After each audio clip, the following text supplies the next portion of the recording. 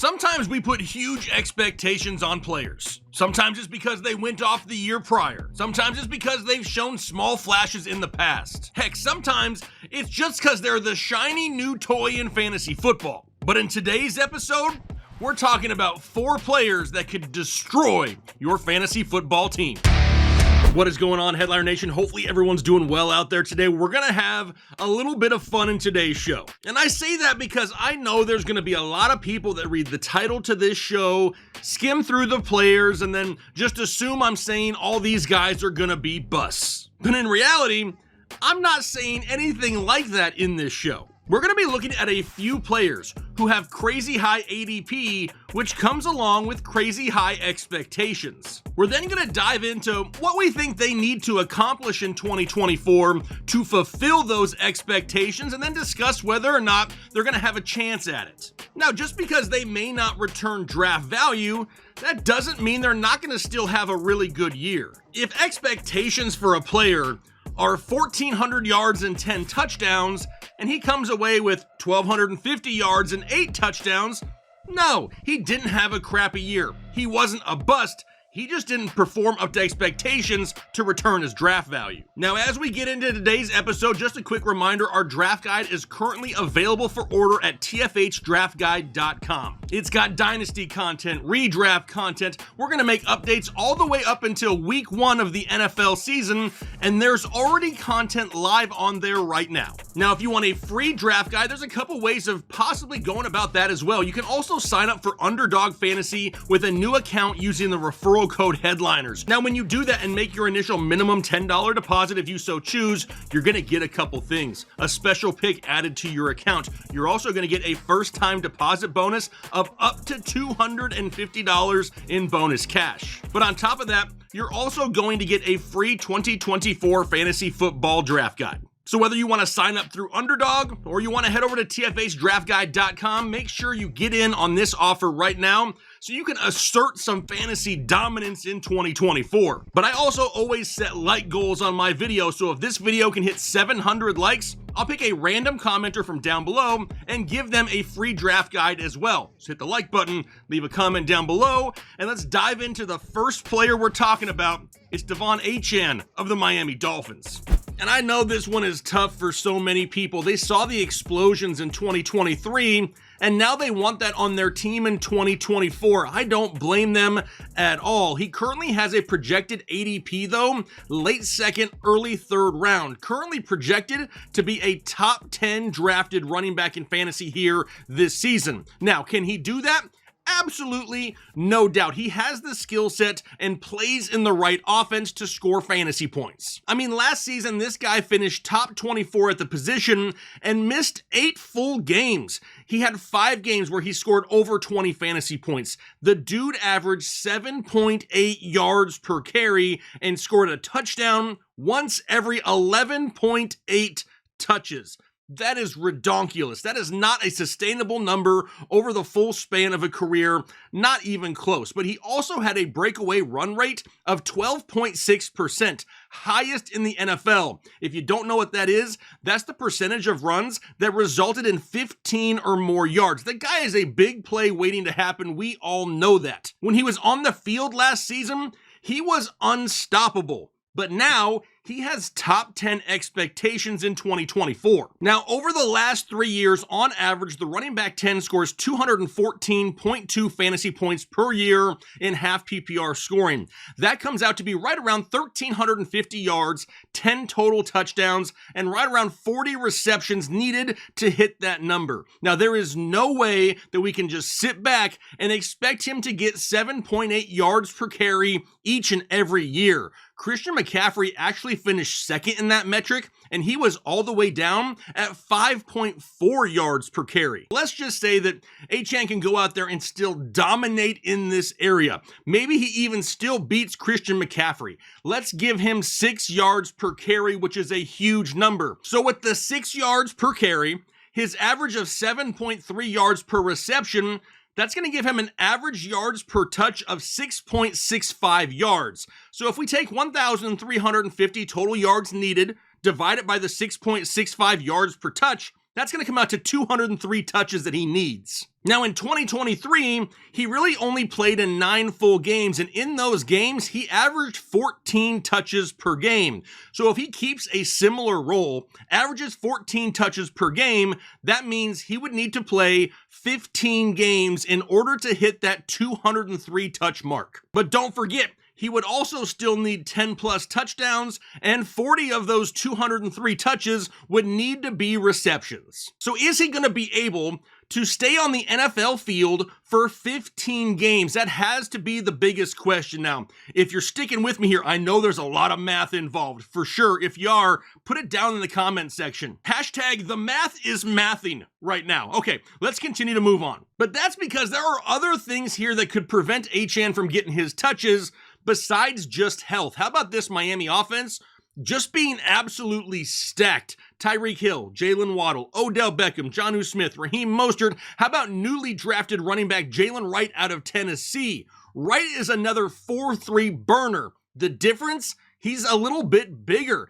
5'10", 210 pounds, can maybe take a little bit more of those hard hits as the season progresses. We also know this offense likes to use multiple running backs. They've done that for years. So sure, Raheem Mostert is old. He's coming off a season with almost 1,200 yards and 21 damn touchdowns. If we see this offense have anywhere near some type of three-way split, it is going to be hard for De'Von Achane to get over 200 touches. Now, for instance, last year, Raheem Mostert played in 15 games, only had 234 touches. Could I see the two-way split from the start?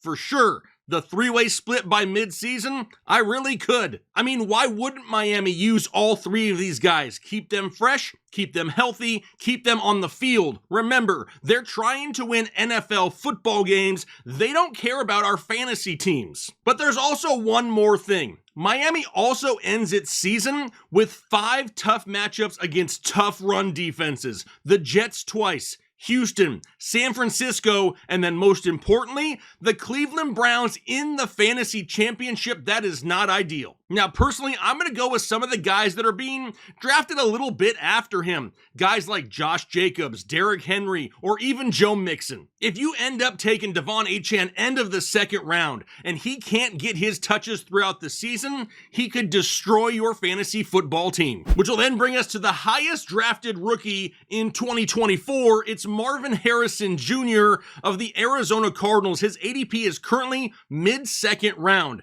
And here we have one of those shiny new toys in fantasy football. And that has to be because we routinely see these rookie wide receivers just go off yearly. Now, we know a lot about Marvin Harrison already. He comes in with the pedigree. His dad is a Hall of Fame wide receiver. We know that. He's one of the top prospects at the position that we have seen in quite some time. Maybe since Ja'Marr Chase a couple years ago. Then he goes to a team like the Arizona Cardinals that is in need of a big-time wide receiver one, a team that isn't very good. They're going to be losing a lot, which means they're going to be playing from behind, having to play catch up, and throwing the ball a lot as well. But right now, Marvin Harrison Jr. is sitting at wide receiver 10 overall off the board. Now, over the last 3 years, on average, the wide receiver 10 scores 212 fantasy points. That comes out to be right around 90 catches, 1,200 yards, and 8 touchdowns. On the surface, that sounds very doable. It really only comes out to being 5 catches for 70 yards each game and a touchdown every 2 weeks. There is just nothing really in the way of Marvin Harrison Jr. going out and getting 130 plus targets this season. Now, over the last few years, Kyler has delivered a catchable target rate of over 75% to his top wide receiver. So that's definitely going to put 90 catches in the realm of possibilities. I also feel like this is definitely going to come down to touchdowns in 2024. Arizona has only had one pass catcher get to 8 touchdowns one time over the last 7 years. But that one time was in 2021 when Kyler Murray was throwing the ball to DeAndre Hopkins. There aren't any other alpha wide receivers in this offense that are going to command a large target share. Everything is pointing towards Marvin Harrison Jr. being able to hit these numbers and return draft value in 2024. But we cannot forget that this is all based off of expectations that are being set pretty high. We think that he's going to produce, but we have not seen him produce in the NFL just yet. So there's going to be some risk. I really look at it like this. The ceiling is absolutely huge, and the depth of fantasy viable wide receivers is excessive right now. If I'm taking the risk on Marvin Harrison Jr. early on, personally, I will be sure to have adequate wide receiver depth throughout my fantasy football draft. I may find myself taking a higher end wide receiver in the middle rounds just in case Marvin Harrison Jr. can't live up to the high expectations. Because if you build a team with those huge expectations on a rookie wide receiver and you don't plan for the what if, and Marvin Harrison doesn't go off, he could destroy your fantasy team. Which takes us to another fantasy darling. It's Jahmyr Gibbs of the Detroit Lions. He has a late first round ADP, and he is getting maybe more expensive by the week. Up until the first round is absolutely crazy. Gibbs is currently hanging out right around running back 4 overall in projected ADP. I get it. He finished 2023 as the running back 9 overall and really didn't get a consistent role until week 7. But top 4 is a huge ask of a running back. Over the last 3 years, the running back 4 on average needs to score 267.5 fantasy points. That's around 1,700 total yards, 12 touchdowns, and 50 receptions. That is a huge year. Now, if you take his average from week 7 on of 2023 and project it over a full 17-game season, he would have come up with 1,564 total yards, 17 touchdowns, and 58 receptions. Now, the first thing I think of when I see that stat line is I don't know if 17 touchdowns is a realistic number to expect from any player in the NFL. But remember, we're just trying to get to that 267.5 fantasy point number for the year. So if he can get somewhere right around 1,564 total yards and 58 receptions, he's only going to need 14 touchdowns to hit that number. But here's the part that may worry me maybe the most. In order for him to get that amount of yardage, he's going to need right around 290 total yards. 290 yards? The hell am I talking about? I haven't even been drinking. It's 290 total touches. Total touches. Toucharoos. Toucholas. 290 total touches. That's what I meant. Anyway, we can kind of project that by taking the 1,564 yards and divide it by his 5.4 average yards per touch. That's where I got the 290 from, and that is a big number to try to ask of a running back who isn't really known as a bell cow type running back. We also know this offense is going to throw a lot. We also know that David Montgomery is still going to have a fairly large role in this backfield, but they do have the best offensive line in the NFL. But coming into a season and needing 1,500 total yards and 14 dang touchdowns is no easy ask. If he goes out and gets 1,200 yards and 10 touchdowns, he had a great year. He's probably going to be top 12 at the position, but not top 5 where he's being drafted. But for that very reason right there, is why I don't mind taking a chance on him in 2024. If you draft him at running back 4 and he finishes 50 points shy of that number, you still find yourself with a top 10 overall running back at the position. Now, drafting him in the top 5, having him finish top 10 probably wouldn't destroy your team, but you also see he needs to have some massive production just to get into the top 10. If for whatever reason he doesn't see the touches, he could destroy your fantasy team. Which then leaves us lastly, Puka Nacua, wide receiver of the Los Angeles Rams, currently with a first round ADP, a late first round ADP. And man, has that record-breaking rookie year made him damn expensive in 2024. The current wide receiver 6 overall in drafts. Last year, 160 targets, 105 catches, 1,575 total yards, and 6 touchdowns. But was last year the perfect storm of production for Puka Nacua? Because here's what scares me just a little bit. With the year that he just had, he finished as the wide receiver 6 overall. So he basically needs to repeat his season from last year just to return draft price, and that is not going to be easy this year. You got to remember that Cooper Kupp missed 4 games to start the year last year. Then he barely played in Week 11 in their game against Seattle due to injury. What about Demarcus Robinson? He didn't really have a role in this offense until Week 9. Then he ended the season super hot and got re-signed and brought back for 2024. Kyren Williams, he missed 4 games in the middle of the season, which forced LA to have to throw the ball more. Tyler Higbee, he missed a game down the stretch. All of these things led to Puka getting all kinds of volume. Is that volume repeatable in 2024?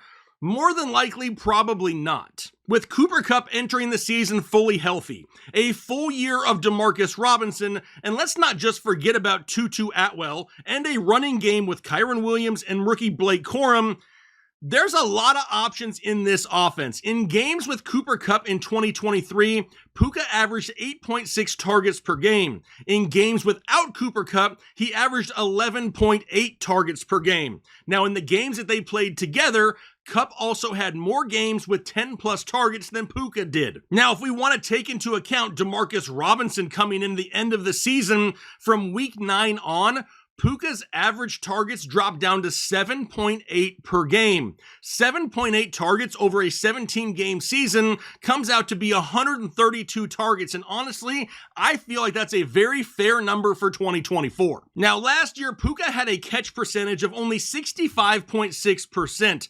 A lot of that had to do with him leading the league in drops with 13, but you have to think that he improves on that in 2024. So let's bump him up in the neighborhood of 70%. 70% of 130 targets comes out to be 91 catches. If we take 91 catches and multiply it by his career average of 14.2 yards per reception, it comes out to be 1,292 yards. It's also going to keep him right around 5 touchdowns on the year. So when you look at 130 targets, 91 catches, 1,292 yards, and 5 touchdowns, that comes out to be a total of 204.7 fantasy points.